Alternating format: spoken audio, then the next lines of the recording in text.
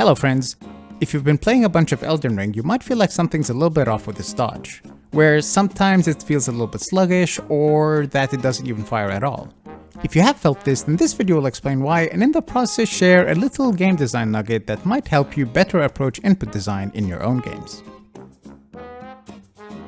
There's a lot to talk about and keep in mind when you're considering input design in your own games, especially if you're making a console game. Trying to think of the best and most intuitive way to shove all the actions your game might have onto this little thing can sometimes be a challenge. Today we're briefly going to talk about the topic of input responsiveness, especially in games that require fast reaction times. In Elden Ring, the circle button has its functionality overloaded. Pressing and holding the button makes you run, pressing and releasing it lets you hop backwards if you don't have any movement input, and if you do, it lets you dodge. Dodging is an integral part of combat, like a lot of From Software games, except for Sekiro, which I still think is the best one they've done so far, but anyway, this ultimately means that the player really needs to get comfortable dodging attacks in order to find success in Elden Ring. And if that's the case, why does the dodge feel sluggish sometimes? Well, it's because the dodge action fires on the release of the circle button and not on the press. There's probably a difference of between 100 to 350 milliseconds between pressing a button and then releasing it, and it may not sound like a lot, but these infinitely small amount of seconds can make a substantial difference on how responsive and snappy a game feels.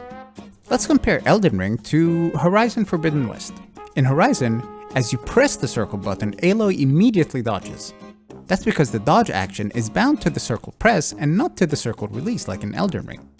Funny enough, if you've been playing a lot of Horizon right before Elden Ring came out, then you'll feel the sluggishness of the dodge a lot more in Elden Ring because your reactions are just used to a snappier dodge. So what can we learn here? Well, it's pretty straightforward. In high stakes, fast action parts of your game, if you want to give the player snappy, responsive, reliable controls, bind those actions to the moment the button is pressed and not when it's released. There's also one more problem that Elden Ring has that makes this problem a little bit worse, and it's the fact that even the release action of the circle button is overloaded.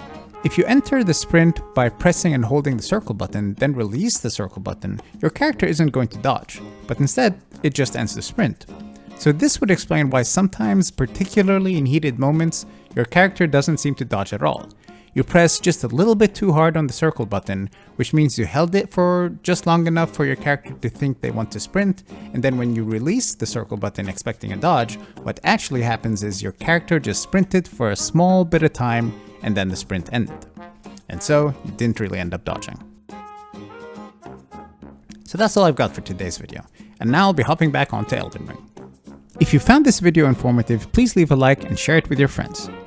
Also, if you are playing Elden Ring, let me know in the comments below what you've chosen as your start.